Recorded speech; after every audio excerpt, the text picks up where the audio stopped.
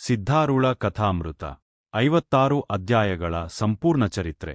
ಗ್ರಂಥ ಮಹಾತ್ಮೆ 4 ವೇದ, 6 ಶಾಸ್ತ್ರ, 18 ಪುರಾಣ, 28 ದಿವ್ಯ ಆಗಮಗಳ ಸರ್ವಸಾರ ಭೂತವಾದ ಶ್ರೀ ಸಿದ್ಧಪುರುಷನ ಈ ಪವಿತ್ರ ಚರಿತ್ರೆಯನ್ನು ನಿತ್ಯವೂ ಶ್ರದ್ಧೆಯಿಂದ ಓದುವ, ಕೇಳುವ, ಪೂಜಿಸುವ ಸರ್ವಭಕ್ತರಿಗೆ ಧರ್ಮ, ಅರ್ಥ, ಕಾಮ, ಮೋಕ್ಷಗಳು ಸಿದ್ಧಿಸುವವು. ಸರ್ವ ನಷ್ಟ ಕಷ್ಟಗಳು, ಸರ್ವಪಾಪ ತಾಪಗಳು, ಚೋರ ವೈರಿ ವಿಷ ಭೂತಾದಿ ಭೀತಿಗಳು ಬಯಲಾಗಿ ಸರ್ವದಾ ಸಕಲ ಸನ್ಮಂಗಳಿಂದ ಕೂಡಿದ ಸುಖ ಸೌಭಾಗ್ಯಗಳು ಒದಗಿ ಬರುವವು.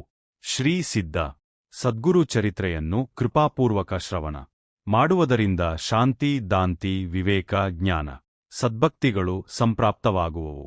ಈ ಗ್ರಂಥವನ್ನು ತನ್ನ ಇಷ್ಟ ದೇವತಾ ಮಂತ್ರದೊಡನೆ ಗಂಧ, ಅಕ್ಷತೆ, ಧೂಪ, ದೀಪ ನೈವೇದ್ಯಗಳಿಂದ ಪೂಜಿಸಿ ಪ್ರತಿ ಅಧ್ಯಾಯದ ಪ್ರಾರಂಭದಲ್ಲಿ ಗ್ರಂಥ ಮಹಿಮೆಯನ್ನು ಪಠಿಸಿ ಸ್ಮರಿಸಿ ನಂತರ ಪಾರಾಯಣ ಮಾಡಿ ಮಂಗಳ ವಿಭೂತಿ ಪ್ರಸಾದಗಳನ್ನು ಭಕ್ತಿಯಿಂದ ಸ್ವೀಕರಿಸುವುದು ಶಿಷ್ಟರ ಸಂಪ್ರದಾಯವಾಗಿದೆ. ಇತಿ ಗ್ರಂಥ ಮಹಾತ್ಮೆ ಸಮಾಪ್ತಿ. ಓಂ ತತ್ಸತ್. ಸಪ್ತಾಹ ಓದುವ ಕ್ರಮ. ಪ್ರಥಮ ದಿವಸದಲ್ಲಿ 8 ಅಧ್ಯಾಯಗಳನ್ನು, 2ನೇ ದಿನ 16ನೇ ಅಧ್ಯಾಯದವರೆಗೆ ಓದಬೇಕು. 3ನೇ ದಿವಸ 24ನೇ ಅಧ್ಯಾಯ ವರೆಗೆ ಓದಬೇಕು. 4ನೇ ದಿನ 32 ಅಧ್ಯಾಯಗಳನ್ನು ಪೂರ್ಣ ಮಾಡಬೇಕು. 5ನೇ ದಿನ 40 ಅಧ್ಯಾಯಗಳನ್ನು ಪೂರ್ಣ ಮಾಡಬೇಕು.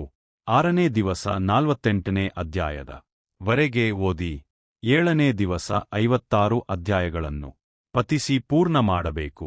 ಈ ಪ್ರಕಾರ ಪ್ರೇಮಯುಕ್ತರಾಗಿ ಗ್ರಂಥವನ್ನು ಪಠಿಸುವುದರಿಂದ ಮನೋರಥಗಳೆಲ್ಲ ಪೂರ್ಣವಾಗಿ ಸದ್ಗುರುವು ತತ್ಕಾಲವೇ ಕೃಪಾ ಮಾಡುವನು.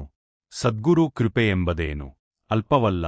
ಯಾವಾತನ ಮೇಲೆ ಆತನ ಕೃಪೆಯಾಗುವುದೋ ಅವನು ಸಂಕಲ್ಪಗಳನ್ನೆಲ್ಲ ಕಳೆದು ಲೋಕತ್ರಯದಲ್ಲಿ ಉಪಮಾರಹಿತವಾದ ಆತ್ಮಸ್ವರೂಪವನ್ನು ಕೂಡಲೇ ಕಾಣುವನು. ಯಾರು ಈ ಗ್ರಂಥವನ್ನು ಭಕ್ತಿಯಿಂದ ಓದುವರೋ ಅವರ ಪಾಪವೆಲ್ಲ ನಷ್ಟವಾಗಿ ಬ್ರಹ್ಮಾನಂದದಲ್ಲಿ ತಲ್ಲೀನನಾಗುವರು ಎಂದು ಸದ್ಗುರುವು ಈ ಗ್ರಂಥಕ್ಕೆ ವರದಾನವನ್ನು ಕೊಟ್ಟಿರುತ್ತಾರೆ.